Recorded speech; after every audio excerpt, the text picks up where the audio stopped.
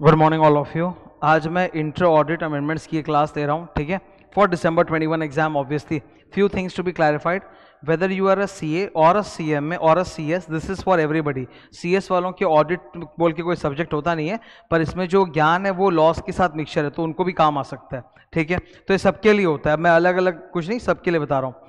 Inter audit में December 21 में जो एग्जाम हो रहा है उसमें आने वाले ये अमेंडमेंट्स हैं, ये सारा एक जगह कंपाइल किया हुआ है जो मैं डिस्कस कर रहा हूँ।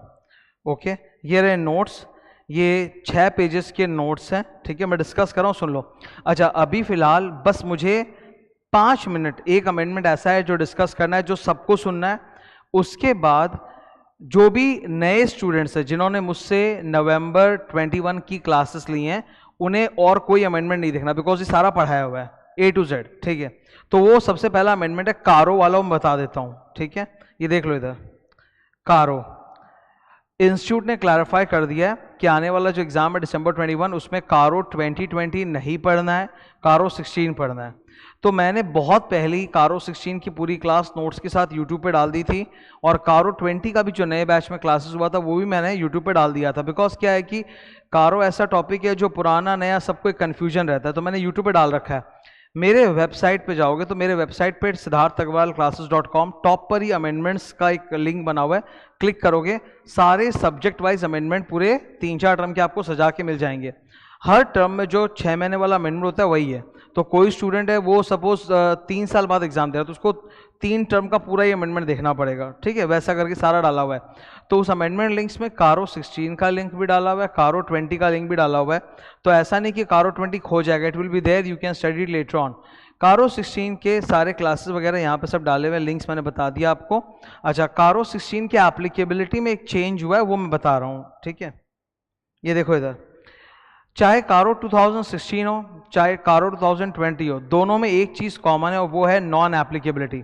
मतलब following companies are exempted: banking company, insurance company, not for profit company, OPC, small company, private company which satisfies these conditions, 1 crore 1 crore 10 crore, इन पे कारो अप्लाई नहीं करता, यानी इनके ऑडिटर को अपनी ऑडिट रिपोर्ट साथ कारो देने की जरूरत नहीं है। इसमें अमेंडमेंट सिर्फ एक ही है कि स्मॉल कंपनी का डेफिनेशन चेंज हो गया है, ठीक है, ये हम सब जानते भी हैं। स्मॉल कंपनी में पहले लिमिट हुआ करता था पेड अप कैपिटल 50 लाख, वो हट गया, अब वो हो गया 2 crore, paid up capital 2 crore तक। एंड टर्नओवर हुआ करता था 2 करोड़, वो हट के अब हो गया 20 करोड़, ठीक है। तो स्मॉल कंपनी के डेफिनेशन में अमेंडमेंट हुआ है, जो एप्लीकेबिलिटी में चेंज हुआ है, बाकी और कोई चेंज नहीं है। So what's a small company? Small company is a company other than a public company which satisfies both the conditions: paid up capital within 2 crore, turnover within 20 crore, ठीक है। तो एप्लीकेबिलिटी में बस यही चेंज हुआ है और कुछ भी चेंज नहीं हुआ। अच्छा, मान लो कोई कंपनी है जो ये 4 कंडीशन सेटिस्फाई कर रही है, तो वो एग्जम्प्टेड। कोई दूसरी कंपनी है जो ये स्मॉल कंपनी का डेफिनेशन सेटिस्फाई कर रही है, वो भी एग्जम्प्टेड। कोई कंपनी है जो ये कर रही है पर स्मॉल कंपनी वाला नहीं कर रही, या फिर स्मॉल कंपनी का सेटिस्फाई कर रही है पर ऊपर वाला नहीं कर रही, कोई फर्क नहीं पड़ता, आप कोई भी एक चीज सेटिस्फाई कर दो तो यू आर एग्जेम्प्टेड। मैंने ये बात नोट में भी लिख के डाल दी है, देखो। If a company is a small company but it could not satisfy the 4 conditions जो ऊपर अलग से होते हैं ना, 1 करोड़ 1 करोड़ 10 करोड़ वाले, तो कोई फर्क नहीं पड़ता, it's a small company, it is exempted. बस कारो में यही एप्लीकेबिलिटी को लेके कंफ्यूजन था, तो वो मैं दूर किए देता हूं, यही था और कुछ नहीं। कारो 16 कारो 20 का एप्लीकेबिलिटी एकदम सेम है। कारो 16 के नोट्स में ना एप्लीकेबिलिटी को लेके मैंने एक इलस्ट्रेशन बनाया था, तो वो इलस्ट्रेशन अब बेकार हो चुका है, बिकॉज स्मॉल कंपनी के फिगर्स अब बहुत बड़े हो गए हैं, तो अब उस इलस्ट्रेशन का कोई मायने नहीं है, इसलिए वो इलस्ट्रेशन आप काट सकते हो, ठीक है। So that was about CARO applicability. अब coming back to the first page initially, अब जो भी स्टूडेंट्स ने नवंबर 21 का मुझसे लेटेस्ट क्लास दिया है, उनको अमेंडमेंट्स ही करने की कोई ज़रूरत नहीं है। उनको कोई भी, ना लॉ का ना ऑडिट का, कोई अमेंडमेंट नहीं करना, सब कराया हुआ है क्लास के दौरान ही। ये अमेंडमेंट पुराने बैचेस के लिए, ठीक है। Let us start. आपको पता होगा कि एक अमेंडमेंट आया था 2020 में, कंपनीज अमेंडमेंट एक्ट 2020, जिसको शॉर्ट में हम लोग बोलते हैं का 2020। का मतलब कंपनीज अमेंडमेंट एक्ट 2020। और इस कंपनीज अमेंडमेंट एक्ट का पर्पस क्या था? It reduced the punishments under most of the section. Company law में मोस्ट ऑफ द सेक्शंस में जो पनिशमेंट है उसको रिड्यूस कर दिया था, और कई जगह पनिशमेंट को हटा दिया था। जिन सेक्शन से पनिशमेंट को हटाया जाता है उनको हम कहते हैं डीक्रिमिनलाइजेशन। डीक्रिमिनलाइजेशन का मतलब है कि अब उस पर पनिशमेंट नहीं है, अब वो क्राइम नहीं है। तो कई सेक्शन से तो पनिशमेंट हटा दिया और कई जगह पनिशमेंट रिड्यूस कर दिया। All those new punishments are applicable for your exam. तो हमें एग्जाम में वो सारे नए पनिशमेंट्स पढ़ने हैं। मेरी जो लॉ की अमेंडमेंट क्लास होगी उसमें मैंने कंपनीज अमेंडमेंट एक्ट से तुम्हारे पूरे लॉ के सिलेबस में जहाँ जहाँ पनिशमेंट चेंज हुआ वो सब डाला है मैंने, और भी बहुत सारे अमेंडमेंट्स है लॉ में। और ऑडिट में क्योंकि एक chapter company audit, you know, section 139 से लेके 148 जो लॉ ऑडिट में कॉमन है, तो उसमें भी तो पनिशमेंट्स चेंज हुए ना, तो वही अमेंडमेंट्स है जो हम लोग डिस्कस करने जा रहे हैं। सीए इंस्टीट्यूट ने इंटर ऑडिट में जो बोर्ड ऑफ स्टडीज़ का पोर्टल है उसमें एकेडमिक अपडेट डाला है और बताया कि क्या क्या चेंजेस है। तो उन्होंने पूरा चैप्टर बोल दिया, जैसे चैप्टर 5 बोला, चैप्टर 9 बोला, चैप्टर 10 बोला, ऐसे 3 चैप्टर बोल दिया। अब और पूरा चैप्टर लगे बोला इसी के अंदर कुछ कुछ चेंज हुआ है। तो उन तीनों चैप्टर में जो जो चेंज हुआ है वो चेंज वाला पोर्शन ही मैंने निकाल के बता दिया अलग से कि देखो ये अमेंडमेंट है। क्या है कि इस बार इंस्टीट्यूट ने क्या किया कि फुल चैप्टर्स डाल के बोला इसमें अमेंडमेंट है। Instead of coming out with an amendment notes they said full chapter में अमेंडमेंट। तो पूरा चैप्टर अमेंडमेंट नहीं है जी, उसके अंदर थोड़ा पोर्शन चेंज है और वही अमेंडमेंट्स है जो हम लोग भी डिस्कस करने जा रहे हैं। तो इट्स क्वाइट ईजी, हार्ड नहीं है। सबसे पहले चैप्टर 5 में बोला कि भाई अमेंडमेंट है। क्या अमेंडमेंट है सर चैप्टर 5 में, मैं बता रहा हूँ। Chapter 5 is about fraud and auditors responsibility in relation to fraud. तो हम जानते हैं कि ऑडिटर की एक जिम्मेदारी होती है अंडर सेक्शन 143 सबसेक्शन 12 कि अगर कंपनी के अंदर उसको 1 करोड़ या उससे ज़्यादा का फ्रॉड मिलता है तो वो सेंट्रल गवर्नमेंट को ADT 4 फॉर्म जमा करेगा। ये जो जिम्मेदारी है ये CA पे भी है, CS पे भी है, CMA पे भी है। CA करता है स्टार्ट ऑडिट, CMA करता है कॉस्ट ऑडिट, CS करता है सेक्रेटरियल ऑडिट। तीनों कोई भी अगर फ्रॉड पता चलता है 1 करोड़ या उससे ऊपर का तो उनको ADT 4 जमा करना है। अगर वो नहीं जमा करते हैं तो उसकी पनिशमेंट दी हुई है सेक्शन नंबर 143 सबसेक्शन 15 में। तो इसमें पहले पनिशमेंट हुआ करता था 1 लाख से लेके 25 लाख का एक रेंज हुआ करता था। ठीक है, पनिशमेंट इज 1 लाख से 25 लाख। नाउ स्टूडेंट को ये कन्फ्यूजन लगता है, कोई कन्फ्यूजन नहीं। जब पनिशमेंट का एक रेंज होता है 1 लाख से 25 लाख, इसका मतलब होता है कि minimum punishment 1 lakh, maximum 25 lakh, और बाकी जज जो मुकदमा में जो जज बनता है वो डिसाइड करेगा कि what will be the exact punishment. 1 lakh से 25 लाख के बीच में क्या होगा, ठीक है, वो हम तो और तुम डिसाइड नहीं करेंगे, वो डिसाइड करेगा जज। ओके, अब इन्होंने क्या किया, उस पनिशमेंट को चेंज कर दिया और बोला कि अभी कोई मिनिमम मैक्सिमम नहीं, एग्जैक्ट पेनल्टी बता रहे हैं इतना होगा। ठीक है, तो इन्होंने बोला द पेनल्टी विल बी, अगर आप लिस्टेड कंपनी में CA CS CMA थे और आपने गलती की तो आपकी पेनल्टी है 5 लाख, स्ट्रेट 5 लाख, ना कम ना ज़्यादा, फिक्स 5 लाख, जज कुछ डिसाइड नहीं कर सकता।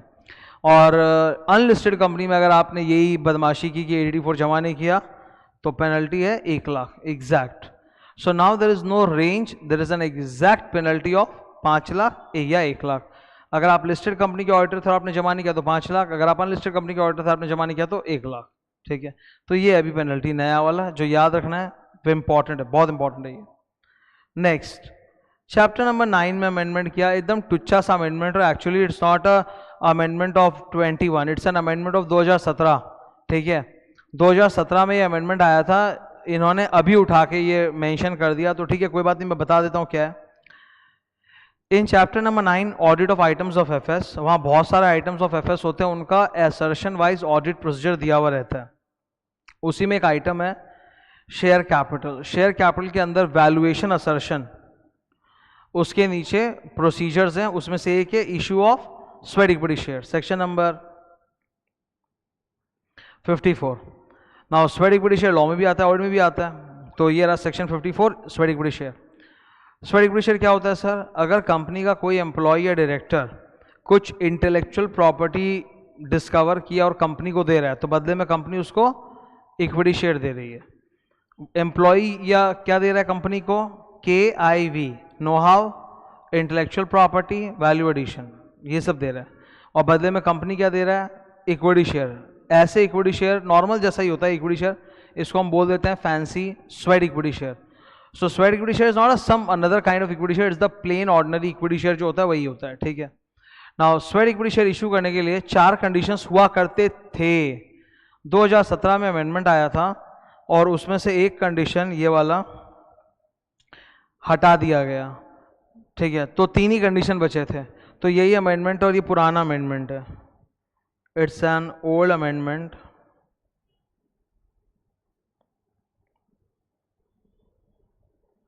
मोस्ट ऑफ यू ये ऑलरेडी कर चुके होगे, तुम्हारे बुक में होगा, मैं पढ़ा भी चुका हूँ, ठीक है। तो ये वाला कंडीशन अब जरूरत ही नहीं, अब टोटल 3 ही कंडीशन चाहिए स्टैटिक शेयर के लिए, ये थर्ड कंडीशन उड़ा दिया गया था, बस यही amendment, okay, as an old amendment.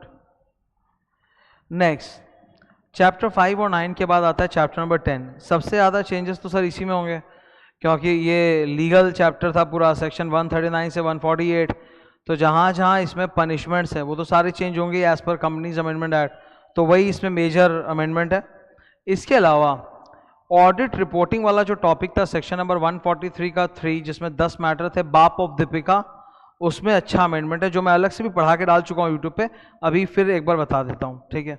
एक एक करके देखते चलते हैं। सबसे पहला पनिशमेंट है section 140, whenever an auditor resigns from the company within 30 days of his resignation he shall file form ADT3 with ROC।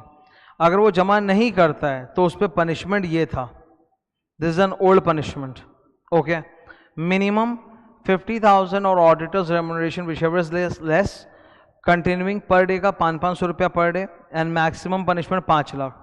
नया पनिशमेंट क्या है सर? ऑलमोस्ट सेम है, खाली मैक्सिमम पेनल्टी को कम कर दिया, 5 लाख से 2 लाख कर दिया, ठीक है, यही चेंज है।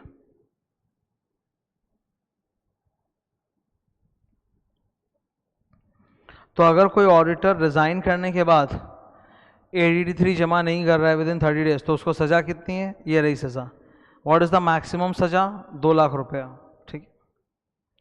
नेक्स्ट 143 का 15, वही अगर CS, CMA जो कंपनी के ऑडिटर्स हैं, अगर उन्होंने कोई फ्रॉड डिस्कवर किया 1 करोड़ या उससे ऊपर का, तो उनको सेंट्रल गवर्नमेंट सेक्रेटरी MCA के पास ADT4 फॉर्म जमा करना पड़ता है।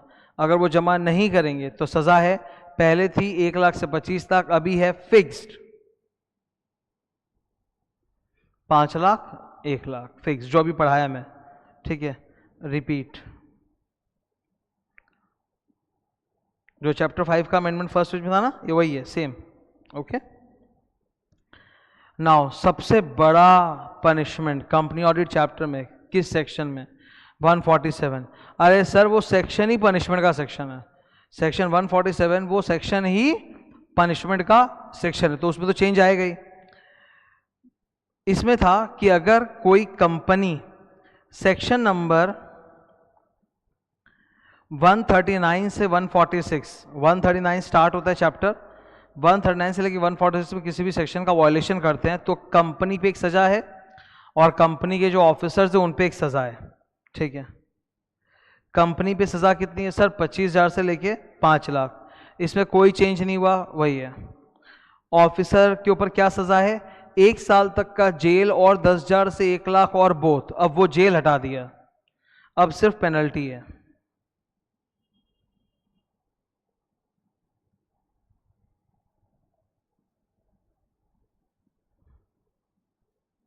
ठीक है। तो पेनल्टी का अमाउंट वही रखा है 10,000 से लेके 1 लाख रुपया, खाली वो जेल हटा दिया कि भाई जेल वेल नहीं है, ओके।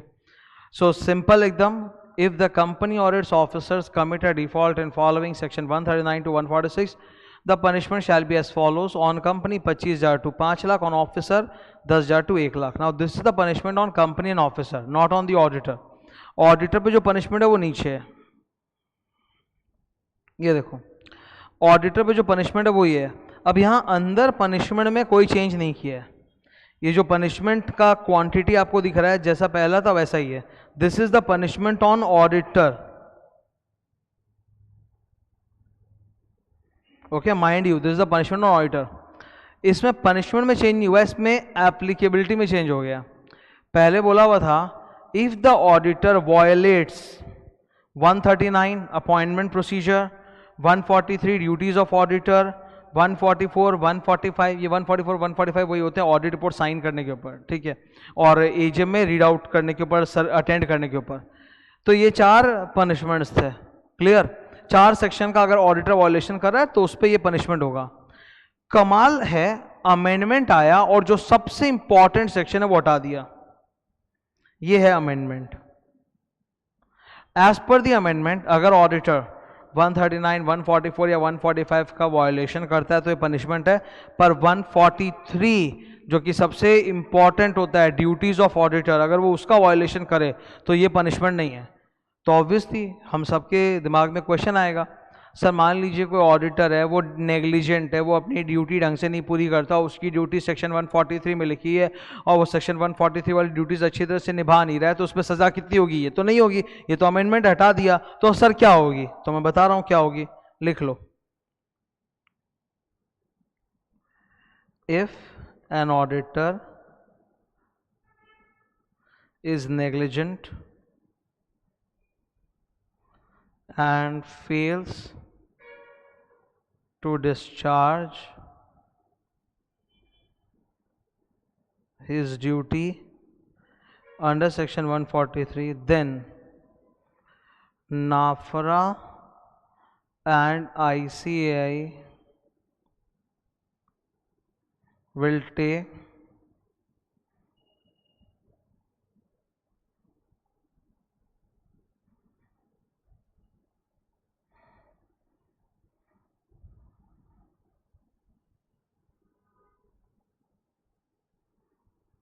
तो फिर उसकी सज़ा जो है वो कौन देगा? नाफरा और ICI. NFRA national financial reporting authority और आईसीआई मतलब सी इंस्टीट्यूट, वो फिर उसके खिलाफ डिसिप्लिनरी एक्शन लेंगे।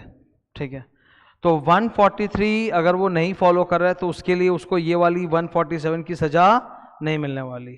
ठीक है, that's a major amendment. Okay, ठीक है, नेक्स्ट में भी चलते हैं। तो ये जो पनिशमेंट्स वाला पोर्शन जानना था वो तो हो गया।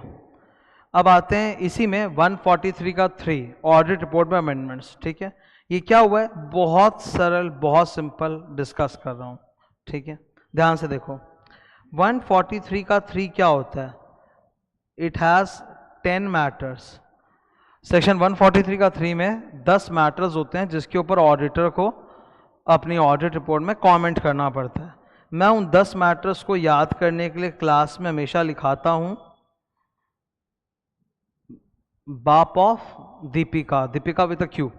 ये वो 10 पॉइंट्स जो होते हैं ना, 10 मैटर जिस पे ऑडिटर को अपने रिपोर्ट में कमेंट करना पड़ता है, उसको याद करने के लिए बनाता हूं। ठीक है, अब इसमें जो 10th मैटर है 143 का 3 का जे मतलब 10th मैटर, उसी में अमेंडमेंट है।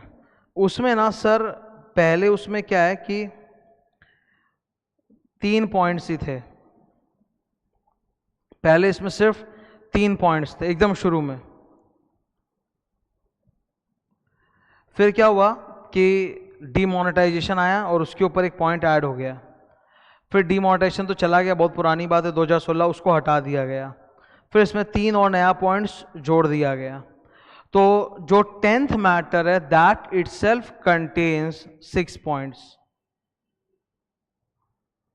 ठीक है, मतलब 143 का 3 के अंदर 10 मैटर्स है, ABCDEFGHI जे के अंदर 6 पॉइंट और हैं। सोचो तुम, जे के अंदर 6 पॉइंट है ABCDEF, तो उसमें से ABC तो पहले जो था वही है, उसमें कोई चेंज नहीं है। ये रहा ABC, इसको याद करने के लिए हम लोग बोलते थे ना PPF, कि ऑडिटर को पेंडिंग लिटिगेशंस पे कमेंट करना पड़ेगा, प्रोविजन फॉर लॉसेस बनाना पड़ेगा, IPF फंड में रुपया ट्रांसफर हुआ है कि नहीं वो देखना पड़ेगा, उस पर कमेंट करना है। तो इसको याद करने के लिए PPF बोलता था। फिर एक पॉइंट इसमें ऐड हुआ था डीमोनेटाइजेशन वाला, जो कि अब हट गया है। ठीक है, इस पॉइंट को इन्होंने हटा दिया बिकॉज इसका अब कोई सेंस ही नहीं है, पुरानी बात हो गई है, 2016 में आया था डिमोनेटाइजेशन। और अब इन्होंने 3 नए पॉइंट्स ऐड कर दिए। ये है क्लॉज नंबर E, लंबा है, ये है क्लॉज नंबर F, ये है क्लॉज नंबर G। तो ये 3 नया ऐड हुआ है, ये अमेंडमेंट है, ये हमें जानना है। ठीक है, ये 3 EFG ये तगड़ा अमेंडमेंट है, ये मैं भी डिस्कस करूंगा तुम्हारे साथ। सबसे इंपॉर्टेंट जो इनमें से है वो है E नंबर क्लॉज। और ये क्या है मैं सब लिखा दूंगा, don't worry about it, please listen to me. Government is परेशान ऑफ टैक्स इवेजन, और टैक्स इवेजन करने के बहुत सारे तरीके हैं, फ्रॉड करने के बहुत सारे तरीके हैं। उसमें से एक है झूठे झूठे नाम पर लोन और इन्वेस्टमेंट दिखा देना। तो ये क्लॉज उसी के बारे में है कि कंपनी अगर इनडायरेक्टली घुमाकर किसी को लोन्स एंड इन्वेस्टमेंट्स दे रही है, लोन दे रही है, लोन ले नहीं रही है, दे रही है, या फिर इन्वेस्टमेंट कर रही है, पर डायरेक्ट जिसमें करना उसमें नहीं करके घुमा के दिखा रही है, देना किसी और को है लेकिन बुक्स में दिखा किसी और को रही है, तो indirect.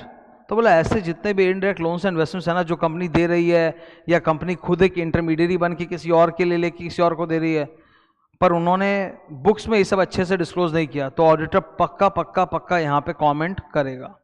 Now that's a very important point, ठीक है। अब इसको लिखते हैं, ई के बगल में लिखो इनडायरेक्ट लोन्स और इन्वेस्टमेंट्स, LI, मैं इसको लिखूंगा LI, लोन्स और इन्वेस्टमेंट्स नॉट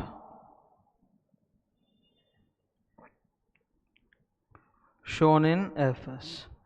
अगर आप सब कुछ सच सच FS में दिखा दो कि किसको देना चाहते थे, क्यों ऐसे राउंड अबाउट किया, then there is no problem. The problem is कि आप देना किसी और को चाहते हो, दे किसी और को, या आप दिखा भी नहीं रहे, आप छुपा रहे हो, आइडेंटिटी छुपा रहे हो, तब उससे प्रॉब्लम है। यहाँ देखो क्या लिखा है, not shown in FS। If you are showing it then we don't have to comment, if you are not showing it then we have to comment, ठीक है। इसको समझने के लिए मैं डायग्राम्स बना रहा हूँ, पहले डायग्राम्स देख लो। आओ सर हम लोग को ही बनाना है क्या? हाँ बनाना है, कहाँ बनाए? अगले पेज नंबर 5 में देखो खाली जगह, उसमें बना लो, यहीं पे बना लो, लो ठीक है। सेक्शन नंबर 143 का 3 का J, और उसका कितना नंबर है सर? उसका E नंबर है, J का E है, और E के अंदर कौन सा वाला है सर? रोमन 1 है। ये देख रहे हो, इतना देखियो लाइफ में क्या। Section number 143 subsection 3 clause J sub clause E के अंदर सब क्लॉज रोमन 1, ठीक है। क्या सीन हो रहा है सर इसके अंदर, बता रहा हूं।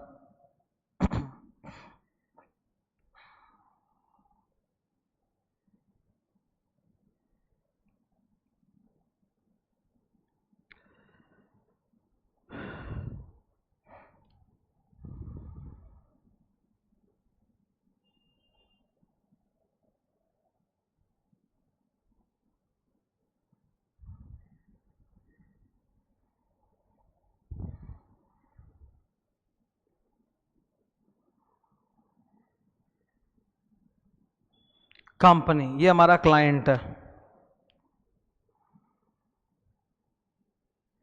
क्लाइंट को हम लोग कहते हैं ऑडिटी, हम ऑडिटर हैं, तो क्लाइंट क्या हुआ? ऑडिटी। वो देना चाहता है लोन किसको? अल्टीमेट बेनिफिशियरी को। अल्टीमेट बेनिफिशियरी वो पर्सन है या इंस्टीट्यूशन है जिसको लोन या इन्वेस्टमेंट मिल रहा है, ठीक है। So my company, my client actually wants to give loan investment to the ultimate beneficiary, पर वो डायरेक्टली उसको नहीं देके बीच में एक बिचौलिए को रख रखा है जिसको हम कहते हैं इंटरमीडियरीज। तो ऑब्वियसली ये शक पैदा करेगा कि भाई आप ऐसे गोल गोल क्यों घुमा रहे हो, आप सीधा सीधा दे सकते थे। इंटरमीडियरी को दिया विद द इंटेंशन कि वो फिर उधर दे दे, ये क्यों कर रहे हो? और अगर ऐसा कर रहे हो तो क्या ये FS में दिखा रहे हो? अगर आप FS में दिखा देते हो कि देखिए हमने दिया इसको है, पर वो फिर उसको पास ऑन करेगा, तब तो हमको कमेंट नहीं करना। अगर आपने दिखा दिया नाइस, पर आपने बताया ही नहीं, आपने अल्टीमेट बेनिफिशियरी के बारे में बताया ही नहीं। ओके, छुपा लिया। फाइनेंशियल स्टेटमेंट बस इतना ही दिखा रहा है कि इन्होंने इसको दिया, ये पता ही नहीं कि उसके लिए दिया, वो छुपा लिया। तब हमको यहाँ कमेंट करना है कि क्लाइंट ने लोन इन्वेस्टमेंट इस इंटरमीडियरी को दिया था विद द इंटेंशन कि वो अल्टीमेट बेनिफिशियरी को दे दे। तो this has to be reported on, ठीक है। ये जो इंटरमीडियरीज हैं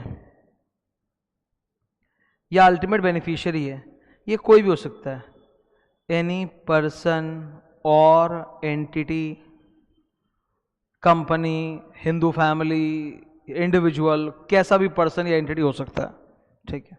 तो ऐसे केसेस में हमारे ऑडिटर को 2 स्टेप्स फॉलो करने हैं। Step number 1, obtain written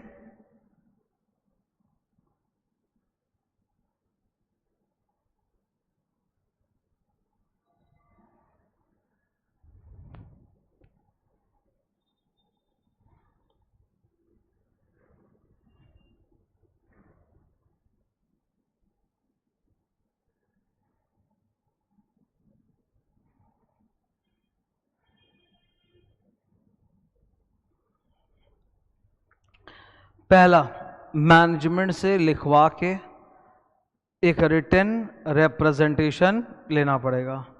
management से लिखवा के एक रिटन रिप्रेजेंटेशन लेना पड़ेगा कि उन्होंने ऐसा कुछ नहीं किया और किया है तो डिस्क्लोज किया। और खाली मैनेजमेंट के लिखने से तो होगा नहीं, हमको भी कुछ और करना है। तो step number 2, perform other audit procedures to verify this. ठीक है, इसको वेरीफाई करेंगे अदर ऑडिट प्रोसीजर्स के जरिए। क्लियर? अब यही चीज आपको वहां लिखने प्रिंट में दिखेगी। आइए देखते हैं।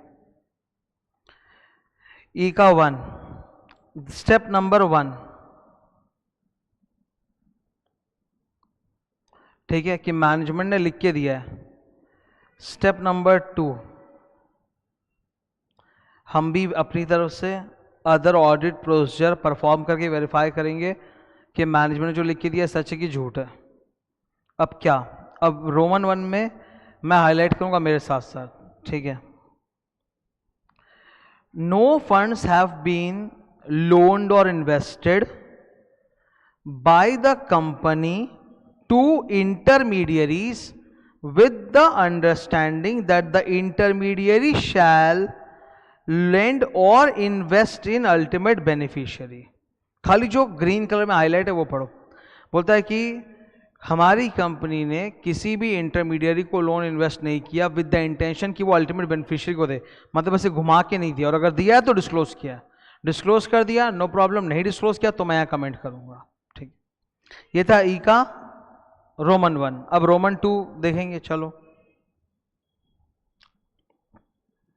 ऐसे बेटर है ना, इमेजिन करने में बहुत इजी हो रहा है तुम्हारे लिए।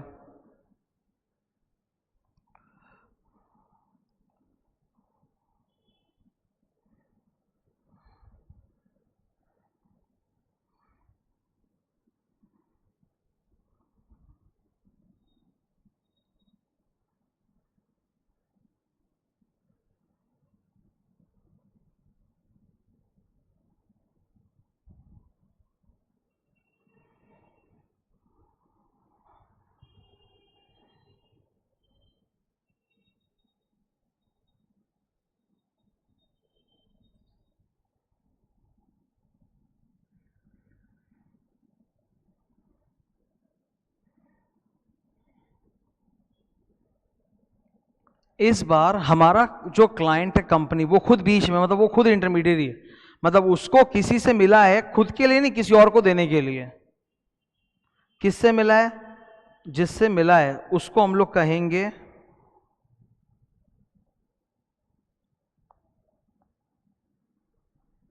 Funding parties.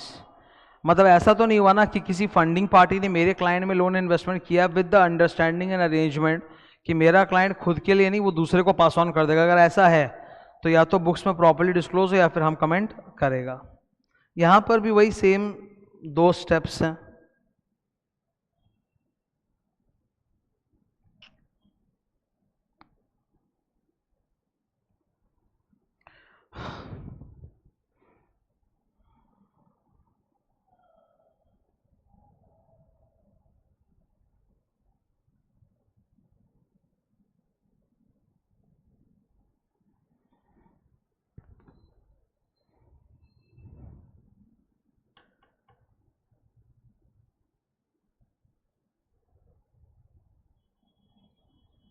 ओके, ई का 2, फिर से स्टेप नंबर 1, मैनेजमेंट ने रिप्रेजेंट किया। क्या रिप्रेजेंट किया? No funds have been received by our client from funding parties. किसी फंडिंग पार्टी ने हमारे क्लाइंट में लोन इन्वेस्टमेंट नहीं किया विद द अंडरस्टैंडिंग कि हमारा क्लाइंट जो है वो लैंड और इन्वेस्ट कर देगा इन अल्टीमेट बेनिफिशियरी। तो ऐसा हमारे क्लाइंट ने कुछ नहीं किया है। ठीक है, तो जो भी आप देख रहे हो ये ई नंबर क्लॉज सबसे बड़ा है, इसमें इतना बड़ा लिखा हुआ है once you have the diagram जो भी मैंने बनाया, it is very easy to understand and remember and write in exam. अब आसान है। अब ये देखो आप एफ नंबर, हम सब जानते हैं कि डिविडेंड, डिविडेंड के ऊपर जो मास्टर सेक्शन होता है वो होता है 123, section 123 123, that's the master section of dividend. तो इसमें बोला है कि हमारे क्लाइंट ने डिविडेंड देते वक्त कभी भी सेक्शन 123 का वायोलेशन नहीं किया है। वेदर द डिविडेंड डिक्लेयर्ड और paid is in compliance with section 123 और नॉट।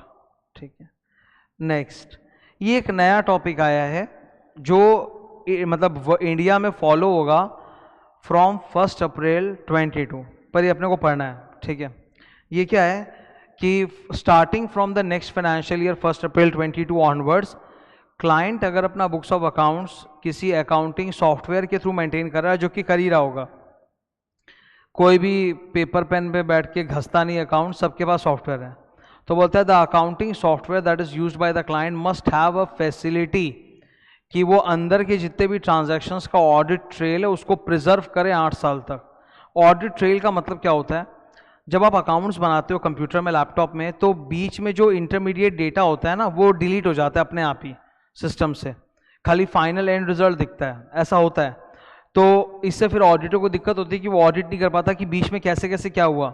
तो ऑडिट ट्रेल का मतलब होता है basically a chain of chain of documentary evidences, कि वो जो ट्रांजैक्शन उसके बीच का सारा एविडेंसेस जो सिस्टम के अंदर रहेगा उसे हम ऑडिट ट्रेल कहते हैं। Accounting software used by the client provides facility for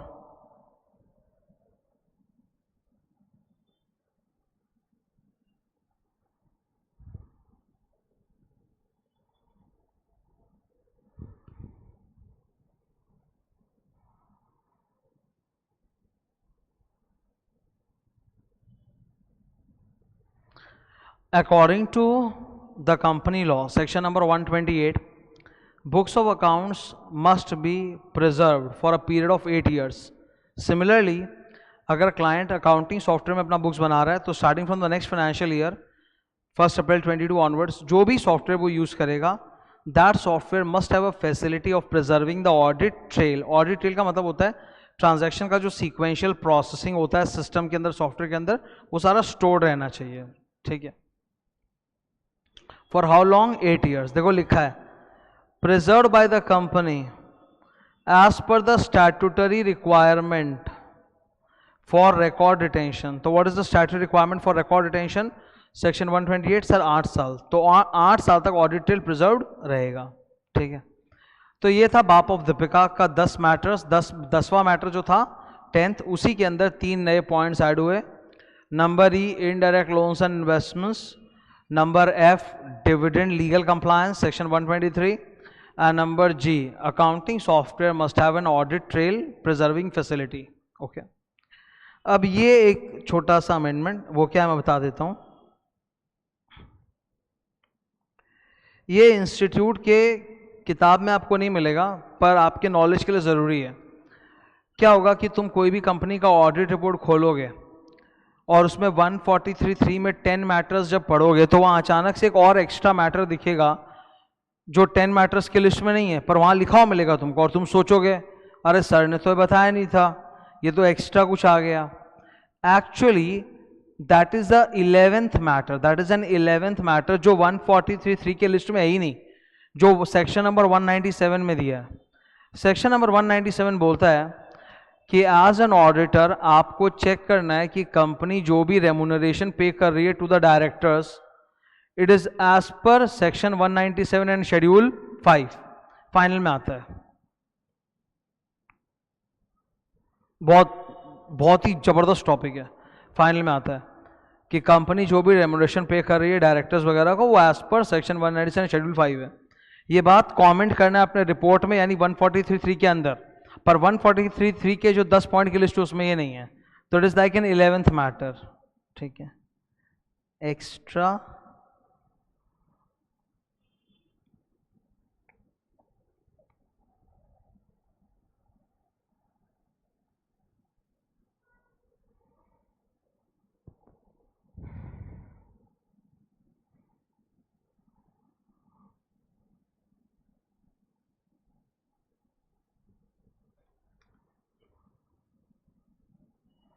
ठीक है।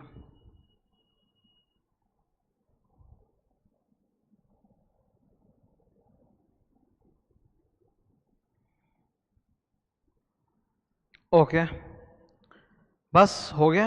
ये कारो वाला तो मैंने बता ही दिया तुमको एप्लीकेबिलिटी में, बस स्मॉल कंपनी के डेफिनेशन और कुछ नहीं। सो ये था दिसंबर 21 के लिए ऑडिट में कंप्लीट अमेंडमेंट्स। ओके खत्म होता है ये। Thank you.